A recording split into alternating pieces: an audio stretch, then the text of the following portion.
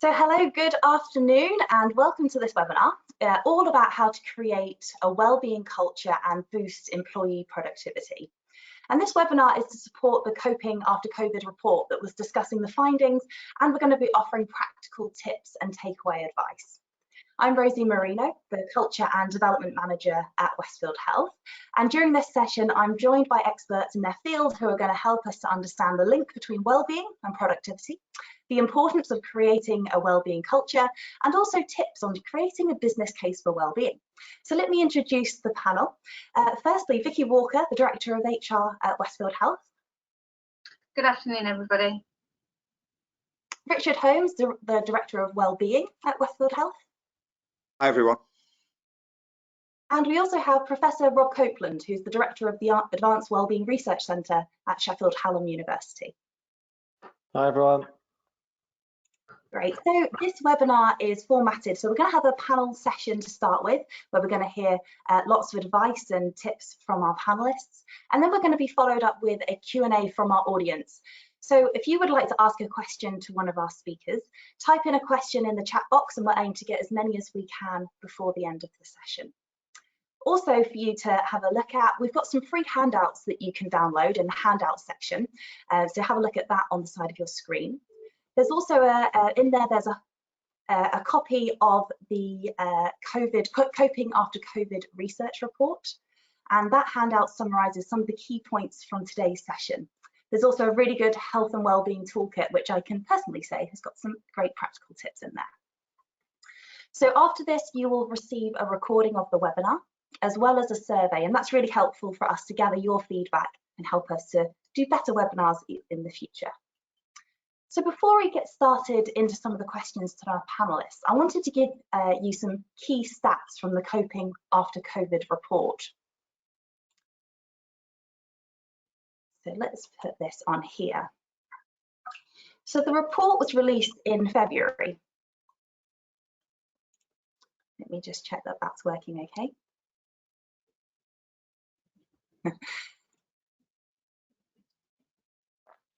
Used to be. So the report was released in February and explored the impact that COVID had on employee mental health.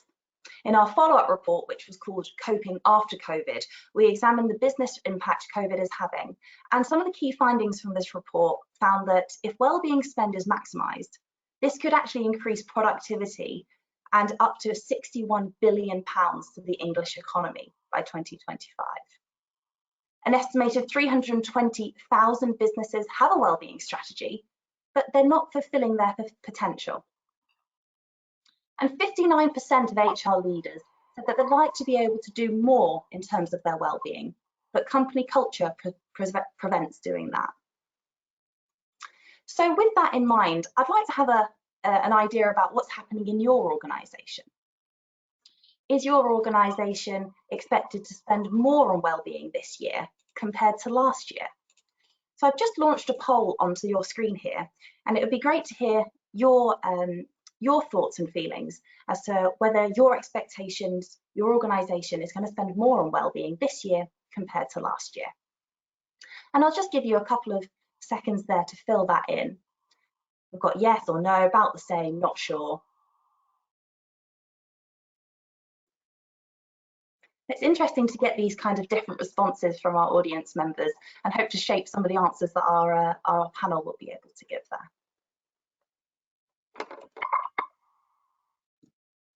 Great, so most people are starting to vote actually, which is super. So let's have a look at the answers here. So interestingly, 45% of the group of our attendees listening today, they answered yes, so they would be looking to spend more on wellbeing this year compared to last year. 30% say it's about the same. 21% say they're not sure, 4% answer no, that they won't be spending more on wellbeing this year.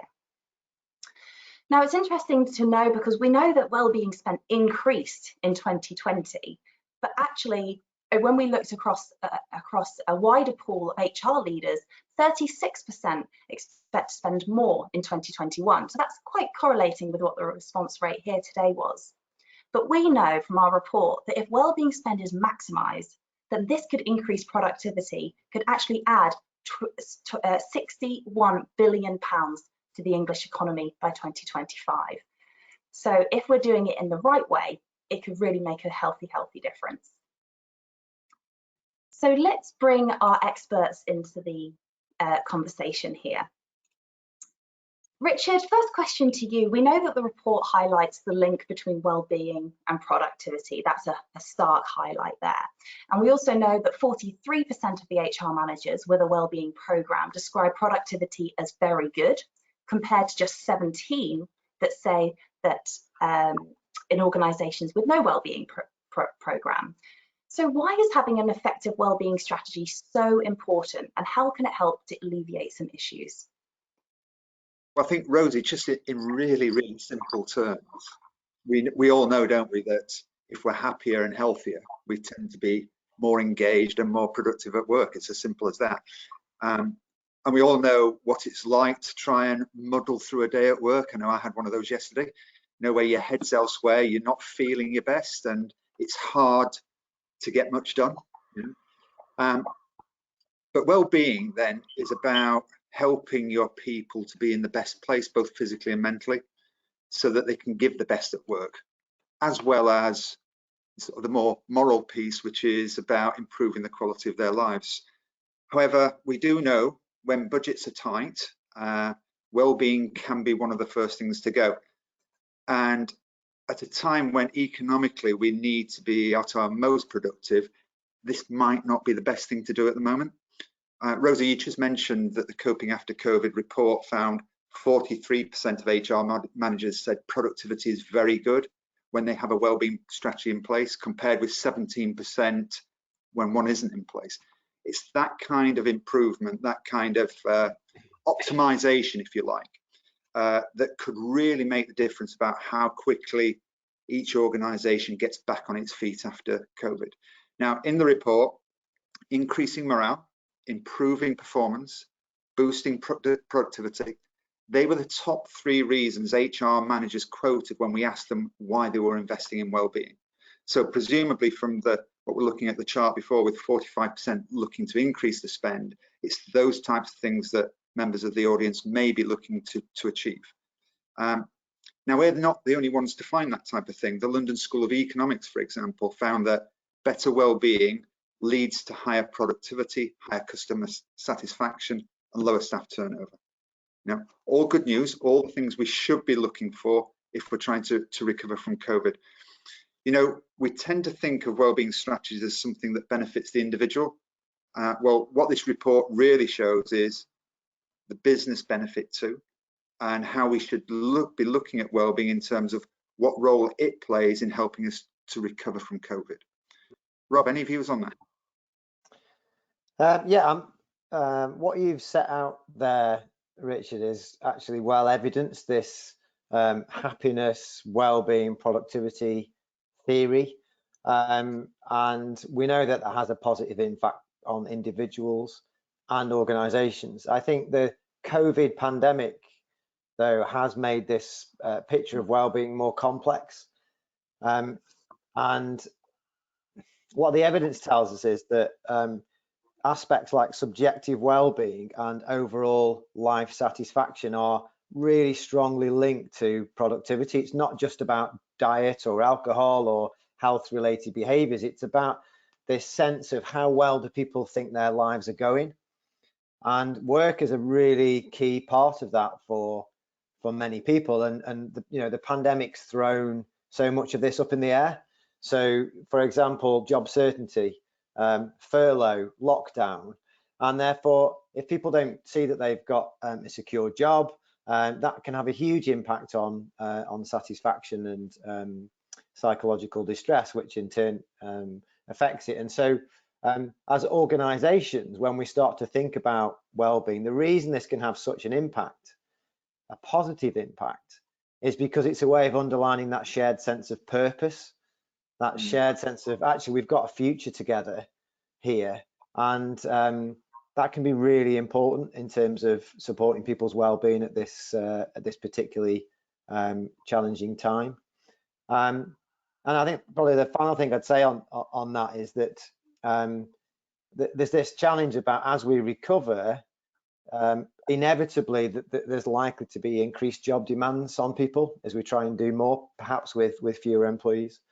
And that is shown to lead to employee stress, and actually can have a negative impact on productivity.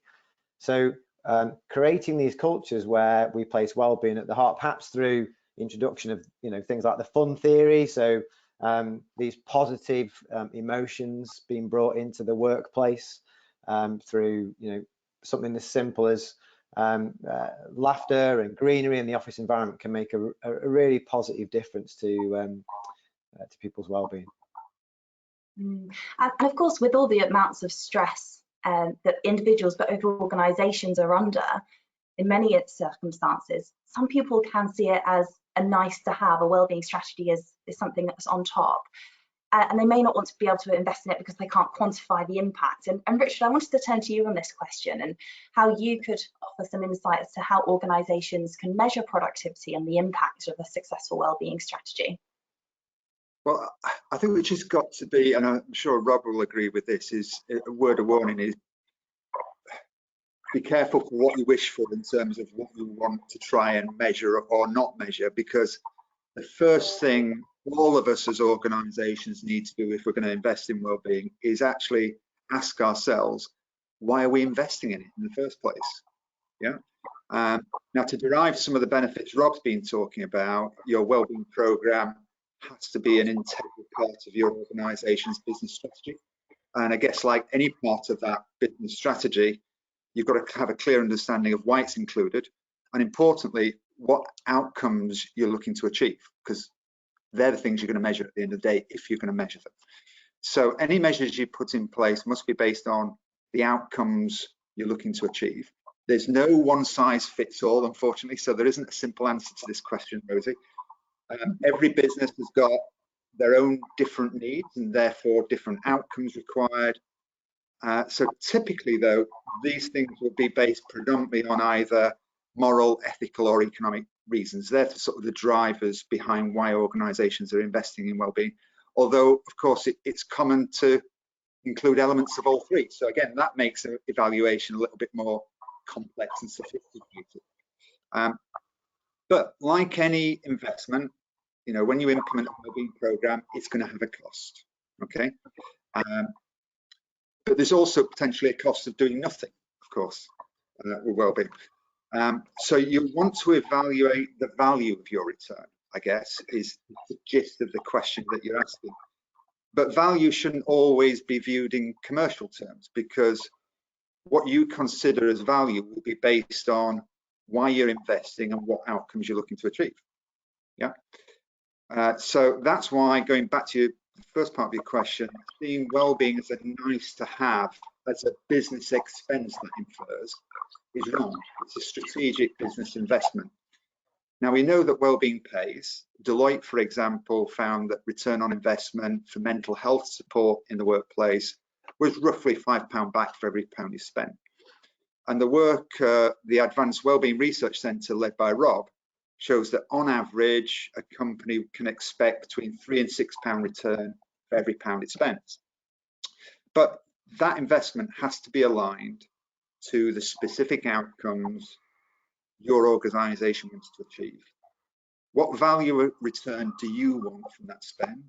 Actually, what value of return do you want your employees to get, and what do they want out of it? When you're evaluating and measuring. So it's a little bit trickier than when it first comes. And I guess it comes down to the point of you will measure, you will evaluate based upon what you want to get out of this and why. And that will be different from everyone else.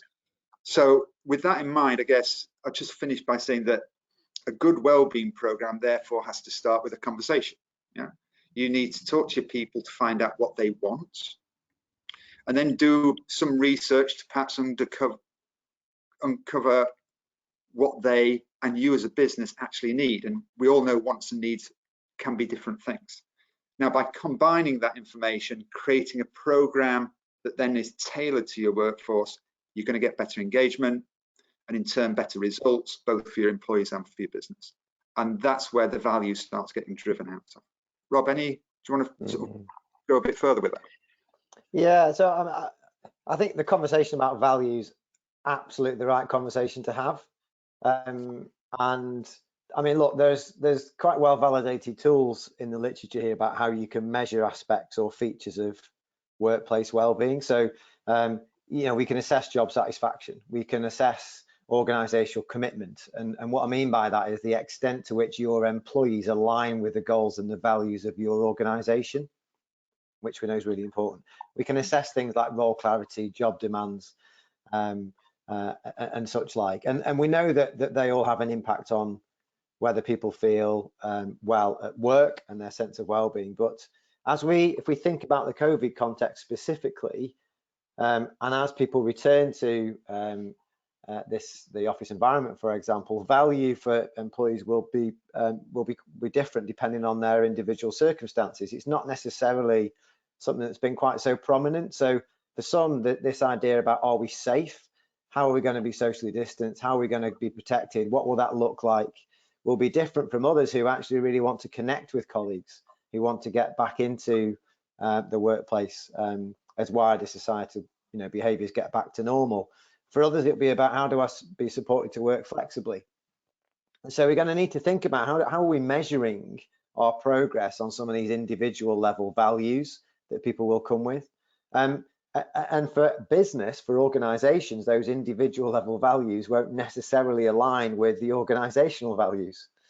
You know, won't necessarily align with the fact that everybody wants to be on site or work remotely, and there's inequality in that as well. So as well as the kind of traditional measures of well-being and productivity and presenteeism, I do think there's a fantastic opportunity here to really understand some of the drivers of value for individuals within organizations, and we shouldn't overlook that. And for me, the reason that's important is because understanding what these drivers of value are for our employees is how we create this positive culture.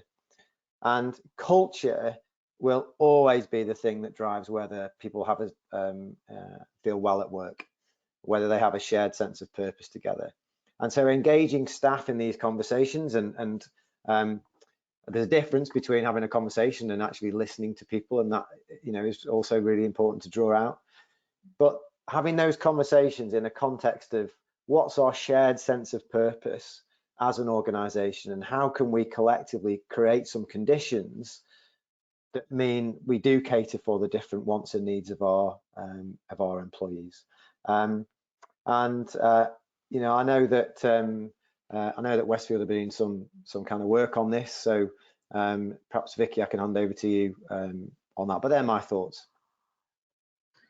Yeah, you know, echoing both Richard and Rob's thoughts, from a practical point of view, kind of what are Westfield doing? So, you know, I think this communication to colleagues is so important. And as you said, Rob, it's not just about pretending you're listening, but really listening. So, you know, we've introduced a simple people pulse survey. We've had focus groups, town hall sessions, given the chance to talk about what it means to them. Because there's not a one-size-fits-all approach to everybody with well-being, and ensuring that it reaches the whole of workforce. So for what's important for one colleague is not important to another. So making sure there's such a variety of things available. For one person, it may be ensuring that they drink enough water and to attend gym sessions, and it's really understanding the differences for colleagues in that. And for me, it's about education as well, taking time, so utilising our learning and development opportunities as education, so that there's a variety of resources for all of our colleagues. But listening is absolutely key, and accepting that you don't always get things right first time, and being open and transparent with your colleagues with that, and going back for more information when it doesn't quite either make sense or you feel you've guessed something, when really you should just ask colleagues what they want and feel and need. I think that's really important. And actually, both Rob and Vicky there, you've spoken about the engagement of staff. And just as I was looking through the questions, Barbara has actually just asked a really relevant question. I thought I might bring that that questionnaire slightly earlier. She asked, are there specific examples of what we can do to engage staff and help them to be happy in the workplace? I wondered if anybody had any suggestions of practical tips there. I think, from Westfield's point of view, what we do to, try and engage as many people as possible is try and put such a variety of different things on where available that don't always cost things. So we know that being sociable is so important to people. So we're giving people an opportunity to walk and talk, and having time to, as we say, we've got cook-alongs and we've got bake-a-thons and things that mean different things to different people, but not trying to think that everyone one size fits all. Thinking about variety for me. Yeah, for me, Rosie, just to help that is, it comes back to that, having a conversation and listening to people and understanding what your people want and need, what they feel would be valuable, rather than us as the employer just deciding what we think we should give at people. I think that's a key part of it. Yeah, I'll probably add 2 or 3 things. We know food in the workplace, people come together around food, eating together, finding ways to connect really works. The kind of the opportunity to celebrate maybe personal milestones. So, if people have, I don't know, 5, 10, 15, 20 years service, or personal things like, weddings and such, like just coming together around those sense of connections that say we are more than just the roles we perform, can really start to build connections to one another. So there are absolutely things that we can do. I mean, I talked about the fun theory earlier on, and there's just a word of caution about more eccentric ways of pulling people together, that you have to be really careful about that. They can often have the opposite effect, that people tend to run away, if you get them dressed up as like it's a knockout. So there's the words of caution on that, but there are things that we can do. I think with that, sorry, I was going to say with that, Rob, I think it's this forced fun, and I'm not a big fan of forced fun. It's just listening to making sure that you've got a variety so people can choose, rather than you will all have fun on this day because this is the day we're going to tell you to have some fun, and that absolutely doesn't work. Yeah. Very good. And actually, Rob, I wondered if I could come back to you because you started talking about returning to the office, and actually in the report you mentioned yourself about this is a really good time to start rebuilding company culture. But as we know, culture isn't something that can be built overnight. And I wondered if you had any key tips for HR professionals and how you can start building that cultural change. Yeah, it's a difficult one, but there are things I think we can do. If we look at elite sport, if we look at business, if we look at education, there are 3 things that kind of emerge as the key characteristics of positive and productive cultures are: 1, so do our people feel safe? Do our people feel connected to one another? And do they have a shared sense of a future, like we're in this together, this shared kind of sense of purpose? And as we return to the office, as we return to, this won't be the same for everyone. Lots of people have been in the office and working normally for a long time. But for those that haven't, thinking about developing culture in those 3 domains will be really valuable, I think. We're naturally going to be cautious about connecting with one another. The physical, social distancing, our risk radar is going to be heightened. It will feel a bit forced and strange, and communicating that is, particularly for those with different personal circumstances, but just recognizing that might be a little bit strange and calling that out can be really helpful. Thinking about the office design and where we move around our offices can really underline the fact that we're thinking about keeping people safe, and that's an important of it. But one thing that's worked well elsewhere, Pixar, for example, do this, and Disney, is the use of kind of inductions or reintroducing people into an organization. That gives you that opportunity to reinforce some of the company values, the mission and vision, and to engender that sense of shared purpose for people. So at Pixar, they have this thing called storytelling, where they encourage all their teams, whether it's a domestic team or whether it's the creative team to have a story about how their work contributes to making great movies, so that they know that what they do there matters. It makes a contribution to something bigger than themselves. Disney, you know, I don't know if it's true or not, it's one of the unwritten rules, if you like, that say everybody's responsibility is to keep their parks clean. So whether it's the chief exec or whether it's someone on a work experience, they should be picking up litter, they should be making it a place to be. And so that's all about creating this shared sense of purpose. We're kind of exploring an idea around a business card for everybody that comes back into the AWRC to receive, that says, you know, whatever you're here for, thank you, because you are helping to transform lives through innovations that help people move. And that, you know, that's our vision.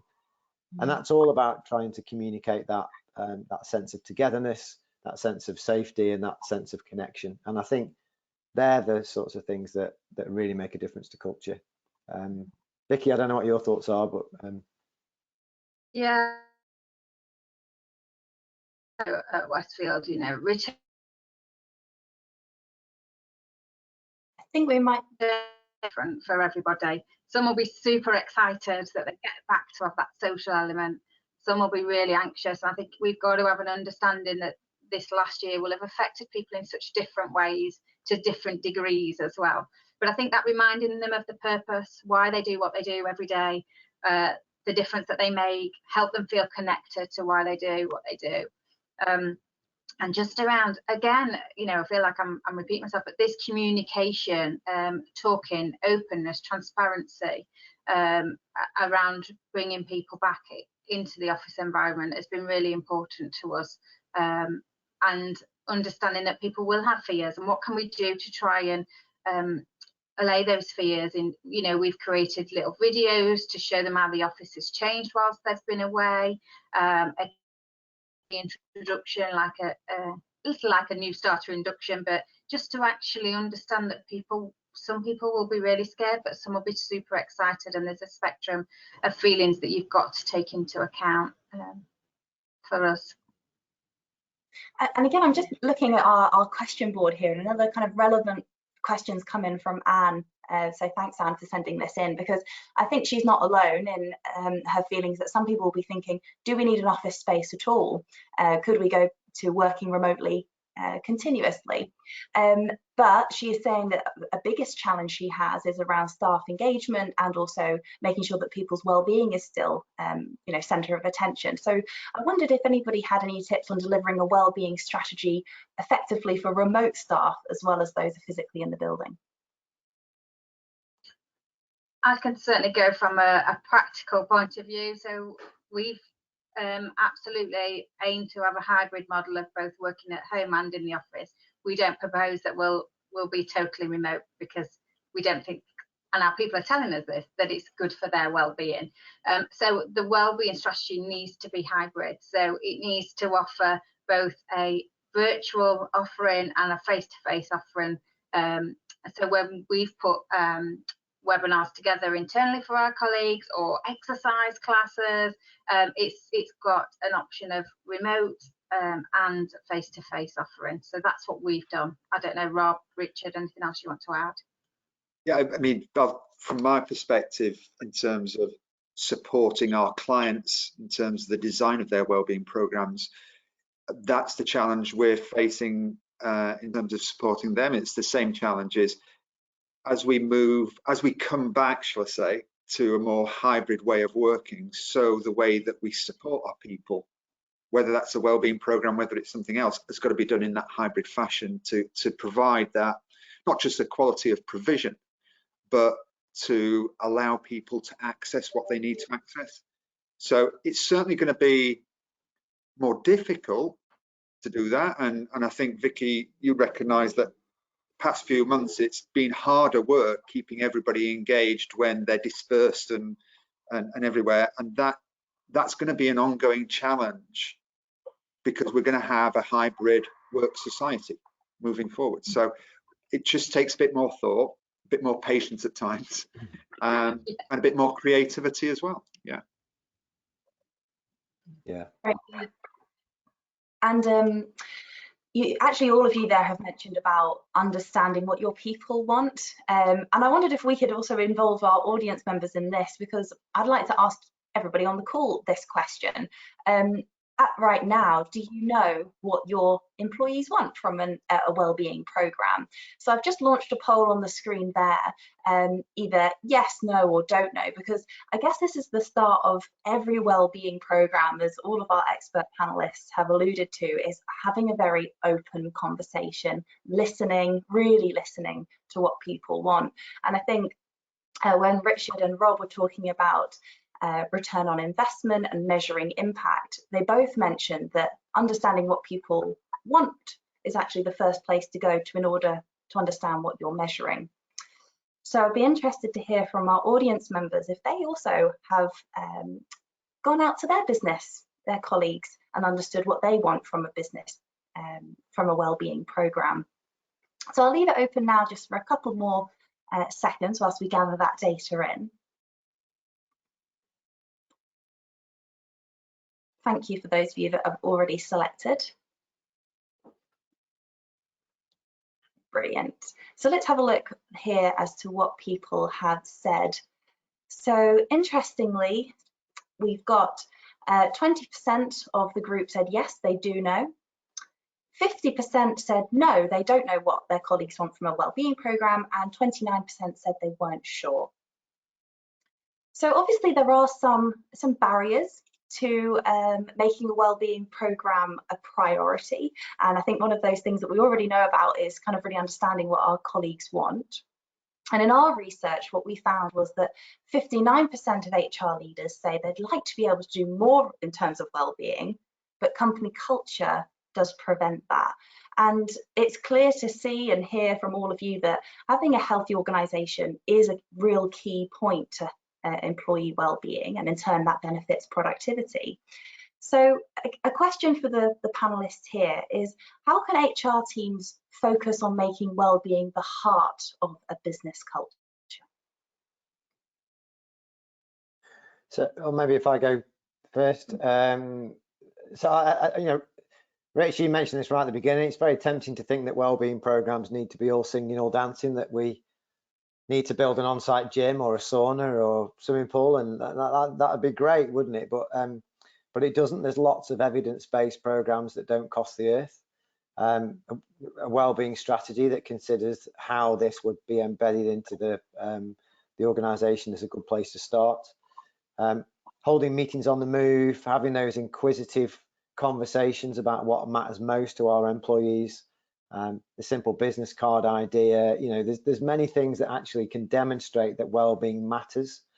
There's a note of caution, I think, about creating inequality within our well-being approaches. So focusing it just on flexible working, for example, it's not consistent across all organisations, and that tends to undermine particularly those in, you know, domestic areas, for example, who have to be there at certain times.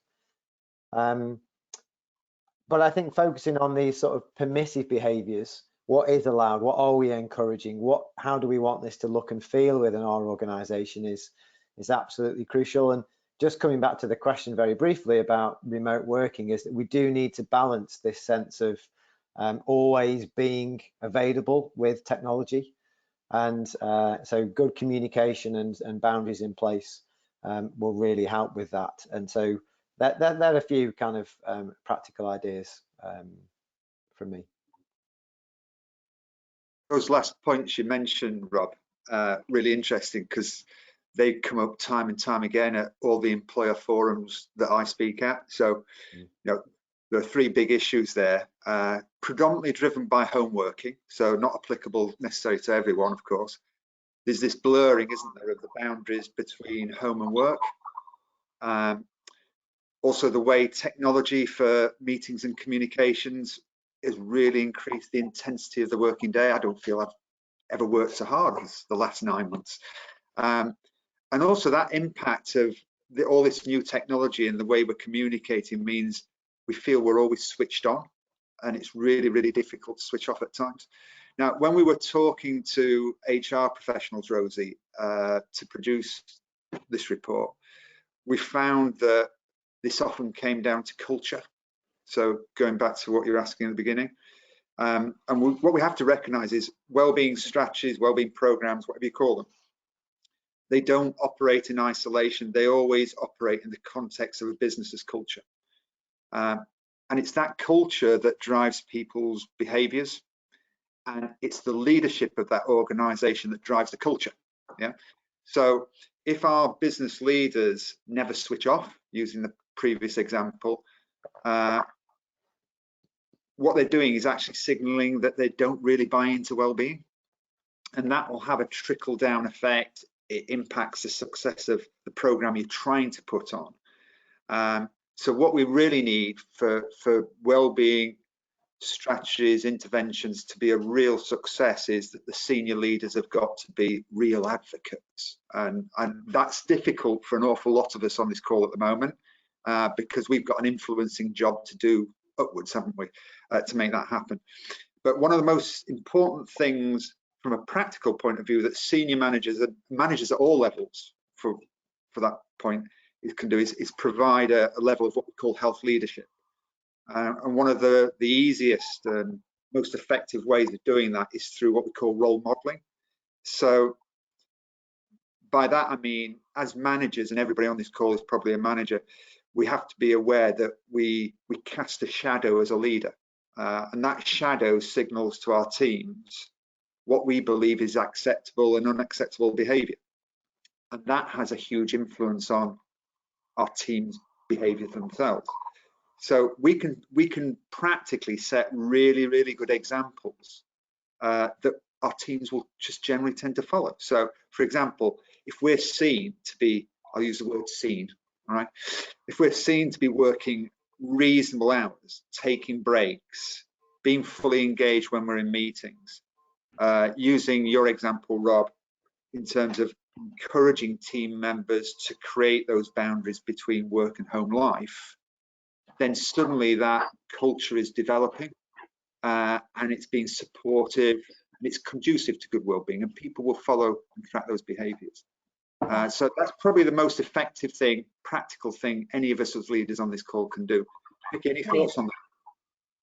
Well, I was just going to jump in actually, because we've had a couple of questions in from our audience members, which I thought would be useful to get them involved. And Vicky, actually, we've had one directly to you from Simon, who asks you what tips you can offer our audience or people in his position to be making the business case for well-being, or making their current well-being strategy more effective.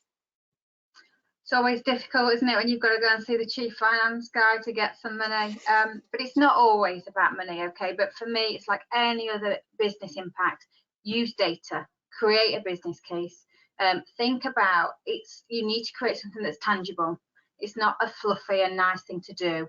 Make it tangible. Think about how do you, as we do, how do we ensure that you demonstrate the success of it. You know, we drive performance through well-being. We know that happy, engaged, motivated colleagues give that bit more, go that extra mile, are that bit more loyal. And I think, you know, in a summary, you can drive performance through well-being. It's not one or the other, and it's expected now. Colleagues, when they're joining your organisation or making a decision whether to stay with your organisation, well-being it's expected. So it's not just a nice thing to do. It's needed to drive performance, in my opinion, and it's the right thing to do that people want and expect. Brilliant, thank you. And another question in from our audience members. Remember, you can pop them in the chat if you'd like to ask our panelists something here. So the question is, how do you deal with someone in an organisation who's resistant to getting involved or getting in the way? Can I just come in on that? Because this crops up a lot of times when, again, on these forums that I do, and where employers are saying, what do I do to encourage these people that just want to engage? And my common response is absolutely nothing. You know, respect the fact that they don't want to get involved. That's just as important culturally in terms of getting the whole fit together. I mean, Westfield, we have our weekly tavern, don't we? Pub quiz. I could think of nothing worse than a Thursday afternoon, sort of switching on with everybody else and taking part in a quiz. I've had enough of you by that time. But now I'm just joking there. But you know, just respect the fact that it's not everything you do won't be everybody's cup of tea. So just respect the fact that if they don't want to get involved, they don't want to get involved. That's fine. But keep the door open. Keep sending the invites. Keep encouraging. But you can't force people to do things against their will from a well-being context and point of view. That starts to actually then work against what you're trying to achieve in the first place. Great, thank you very much. And another question Natalie has written in, and she asks how we can bring staff together when we've got some remote workers, some local, some halfway across the country. What is that thing? Rob, you've spoken before about having a common purpose or unifying people together. Do you have any actionable tips there? Yeah, that's really difficult. But I think that the way to think about it is not in singular activities, but a suite of ways of bringing people together. So, for example, you can share a vision and a mission of an organization via video. You don't need everyone to be there all the time to actually sit and watch it. So you, for example, at the university, I've led some video updates to all my staff regularly that just explains what's going on, how we're doing them. I record them over a very simple webcam and send them out. And two things have come back. The first thing they said is it's really good to be able to see and hear you. And the second thing is not to have to read another email. So, so thinking about how we communicate is really, really important. Also, there are opportunities to bring people on site where we can. That connectivity is really, really important. Just those corridor conversations, the collisions that create ideas and such like are really, really important, and people do value those. So it's a mixed economy, I would say, a planned mixed economy. Fantastic. And our last question coming in from the audience here, and if we can keep this nice and concise so we finish right on time. Are there any ideas of how to measure impact other than surveys or sickness monitoring? I think, you know, I'd look at how people are engaging with things. So, you know, how many people are turning up to your tavern quiz? How many people are turning up to your L&D events that you've got going on? So I'd measure it through that as well as surveys. That'd be one way I would practically do it as well. And quite powerful ways is through, if you like, focus groups, focus interviews, where you're actually getting people to talk to you about how they're finding things, what works for them, what doesn't work for them. Really powerful, and then with their permission, then using that to promote the program further as well. Yeah, and if I may just add a final thing to that, and this isn't a plant, honestly, like if in the actual PDF that you can download, there's some really innovative ways of actually doing this through pulse surveys and such like, good questions to ask. But as a mindset thing, I would think about organizations focusing on economic progress, not in terms of GDP growth or productivity growth, but perhaps through a happiness index. You know, how happy are we as an organization as a KPI that will ultimately lead to more economically productive organizations. So I think it's shifting what we value and the way that we assess the impact of well-being. Brilliant. Thank you for your answers there. And I'm sure many HR professionals on this call, you know, you are the center, the heartbeat of the organization. You've got more touch points with colleagues than almost anybody else probably. So I'm sure that you'll be able to feel that sense of engagement. So I'd really like to thank everybody for all of the questions that you've submitted. We've actually had loads come in, which is super. We'll try and do as a follow up and answer as many as possible. But I want to just wrap it up now so we can finish right on time. And thank everybody for joining, and really thank our panelists today for sharing their expertise and ideas. And you've heard a few mentions already, but we've got some great resources available in the handout section of your screen. We've also got our next webinar on celebrating Mental Health Awareness Week. It will take place on the 13th of May, and it focuses on mental health in the workplace, understanding the importance of how to support your employees. And you'll receive a link in to register for that in our follow-up email, which, as you'll remember, has also got a survey, which would be really handy for you to fill out that. I just want to remind you, of course, that if you want to find out any more information, you can speak to your health and wellbeing consultant, who will be able to support you with implementing a health and wellbeing strategy. Or if you would like to contact us as a new supplier or a new partner, then you can visit our website at westfieldhealth.com or email us at businessinquiries@westfieldhealth.com. So I hope you have a wonderful rest of your day and hope to see you also on the 13th of May. Thanks, everybody. Bye-bye.